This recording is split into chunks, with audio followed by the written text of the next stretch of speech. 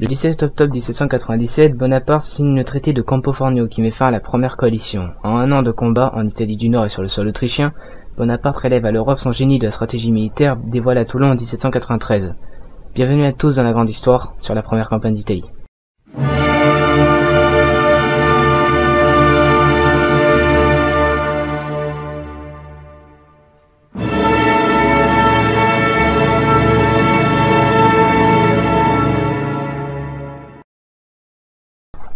L'état militaire de la France en 1796. En 1795, la Prusse et l'Espagne se sont retirées de la première coalition. Seule la Grande-Bretagne, l'Autriche et ses alliés restent en guerre contre la France révolutionnaire.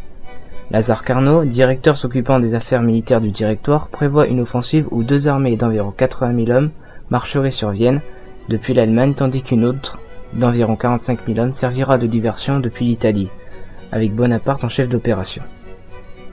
Bonaparte a obtenu le commandement de l'armée d'Italie suite aux événements du Trésor des mers. Cette nomination est difficilement acceptée par l'état-major. La plupart des généraux ont tous la quarantaine, Bonaparte n'en a que 26. Mais dès sa première entrevue avec ses généraux, il montre que c'est lui le chef et qu'il ne partagera pas le commandement. Son premier discours à ses troupes, le célèbre « Soldats, vous êtes nus, mal nourris, le gouvernement vous doit beaucoup, il ne peut rien vous donner », bon je le dis pas entière car c'est très long, relève ses qualités de meneur d'hommes. L'armée d'Italie est depuis 1792 positionnée au sud-est de la France, a conquis Nice, mais ne s'est jamais vraiment pensée en territoire ennemi.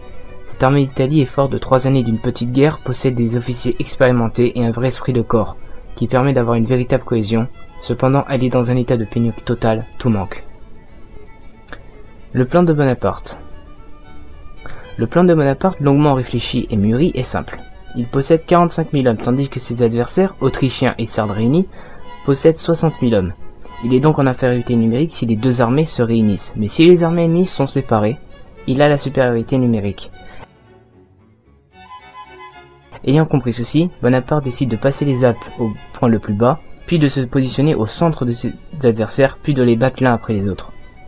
Bonaparte passe à l'action au centre du dispositif ennemi, il bat Argento à Montenotte le 12 avril, puis les Sardes à Millesimo le 13 avril, de nouveau les Autrichiens sous les ordres de Beaulieu cette fois-ci à Dego, le 15 avril, puis une nouvelle fois les Sardes de Colli à Mondovì le 22 avril. Après Mondovì, les Sardes demandèrent un armistice qui fut signé à Chelasco le 28 avril et transformé en traité de paix le 3 juin. La Savoie et les comtés de Nice et de Tente deviennent français. En 2 semaines d'activité intense, Bonaparte a réussi ce que la République n'avait pas réussi en 4 ans. Pendant ce temps-là, Beaulieu se replie sur Milan. Bonaparte va alors tenter d'intercepter sa retraite en attaquant sur ses arrières. Après 2 jours de marche forcée, il rencontre l'arrière-garde autrichienne qui couvre le pont de Lodi. 12 000 hommes et 20 canons le défendent. Bonaparte décide d'enlever le pont de force. Il fait charger ses grenadiers mais sous la canonnade autrichienne, il recule. Quand soudain, les généraux Masséna, Lannes et Berthier s'élancent sur le pont, drapeau à la main, redonnant du courage aux soldats français qui traversent le pont. Les Autrichiens tentent de contre-attaquer, mais ils reculent, subjugués par les Français qui attaquent de toutes parts. La victoire de Lodi ouvre les portes de Milan aux Français. Napoléon dira à Sainte-Hélène, après Lodi, je ne me regardais non plus comme un simple général, mais comme un appelé à influencer sur le sort d'un peuple. Il me vint l'idée que je pourrais bien devenir un acteur décisif de notre scène politique. Alors naquit la première étincelle de la haute ambition. D'ailleurs, on l'appellera le petit caporal pour avoir chargé les canons lors de l'assaut comme un caporal. À partir de Lodi, Bonaparte ne se soumettra plus au Directoire, qui lui avait demandé d'aller vers le sud, tandis qu'un autre général occuperait Milan, et en resterait là en Italie du Nord. Il refuse et il entre dans Milan, acclamé par la foule. Désormais, c'est lui le chef suprême de sa conquête. Durant les semaines suivantes, Bonaparte agit depuis Milan en quasi-souverain et conclut des traités de paix avec les ducs de Parme et de Modène, avec le royaume de Naples et les États du pape, qui doivent payer leur tribut en œuvres d'art et en argent. Ces réquisitions menées avec un peu de brutalité et un peu partout en Italie du Nord provoquent des rébellions, dont celle de Pavie la plus importante est durement réprimée, mais permettent à l'armée de trouver ce qu'il manquait tant. Début juin, il entame le siège de la ville de Mantoue, dont la chute est nécessaire à ses projets d'attaquer l'Autriche par le Tyrol. Mais le 26 juillet, Wurmser, le nouveau général autrichien, passe l'offensive. Il arrive avec 60 000 hommes depuis le Tyrol en 2 colonnes de chaque côté du lac de Garde. Le 30, Bonaparte lève le siège de Mantoue et se porte au devant de ses adversaires qui ont commis l'erreur de diviser leurs forces. Le 3 août, Masséna bat Kładanovic à Lonato. Le 5, Wurmser subit une défaite à Castiglione. Cependant, Wurmser ayant repris le chemin de Mantoue, Bonaparte prévoyant ce mouvement, abandonne le Tyrol et va se montrer aux Autrichiens. À nouveau battu à Bazzano le 8 septembre, Wurtzmir se réfugie cette fois-ci dans Mantoue. Mais les Autrichiens, décidément coriaces, relancent une nouvelle offensive en novembre 1796 sous le commandement du général hongrois Avinci. Après quelques succès autrichiens, Bonaparte se replie sur Vérone. Tout le monde pense alors que Bonaparte se replie sur Milan et qu'il met fin à la conquête. Mais tout à coup, il tourne sur sa gauche, longe l'Adige et le traverse, puis se porte sur Avinci, qui est vaincu le 17 à Arcole après 3 jours de combat.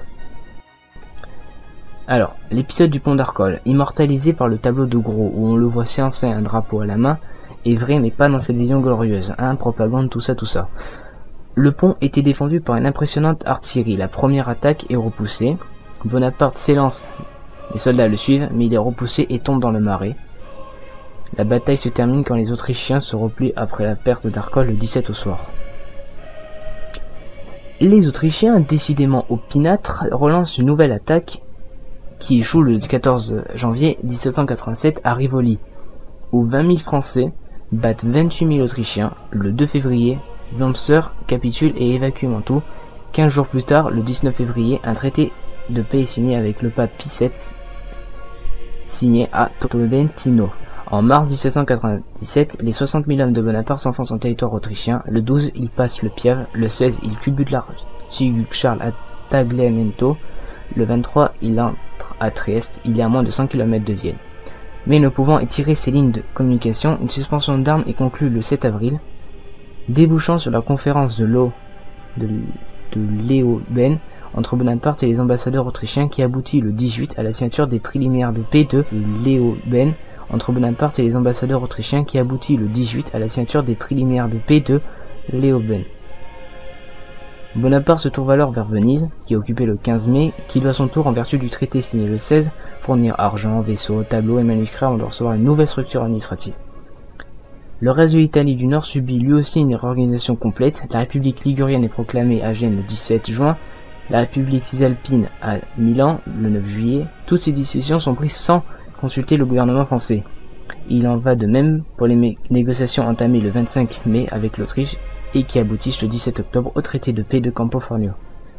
La France reçoit une partie de la République de Venise, les Pays-Bas autrichiens et le Milanais, tandis que les Autrichiens récupèrent l'autre partie de Venise et en même temps que l'Istrie et la Dalmatie, et doit reconnaître les républiques sœurs de la France tout très récemment créées.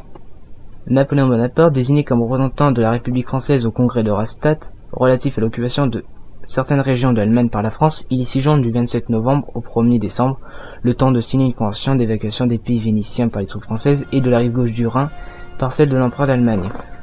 Le 5 décembre 1787, il est de retour à Paris et il y fut reçu avec un enthousiasme extraordinaire.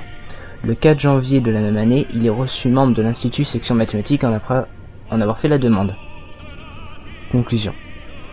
La campagne d'Italie relève le génie de Bonaparte dans l'art de la guerre. Cette campagne fondée sur la rapidité des mouvements de la manœuvre débordante permettant de compenser l'infériorité numérique des Français a fait l'admiration des stratèges de l'époque et des tactiques de Bonaparte sont encore enseignées en école militaire de nos jours.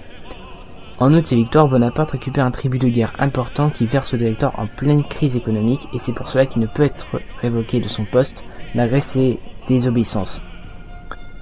Il a su dès cette époque utiliser la presse à son image, il a fondé des journaux comme le Courrier de l'armée d'Italie, ou la France vue de l'armée d'Italie, qui chante ses louanges, il a le sens de la propagande, c'est le début de la légende napoléonienne.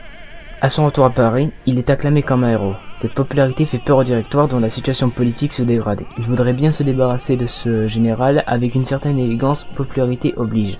Quand Bonaparte propose pour neutraliser l'Angleterre de lui couper la route des Indes qui passe par l'Égypte. C'est une aubaine pour le directoire qui voulait éloigner ce général prétentieux, il accepte l'expédition d'Égypte. Bon, c'est fini la campagne d'Italie et la prochaine fois ce sera la campagne d'Égypte.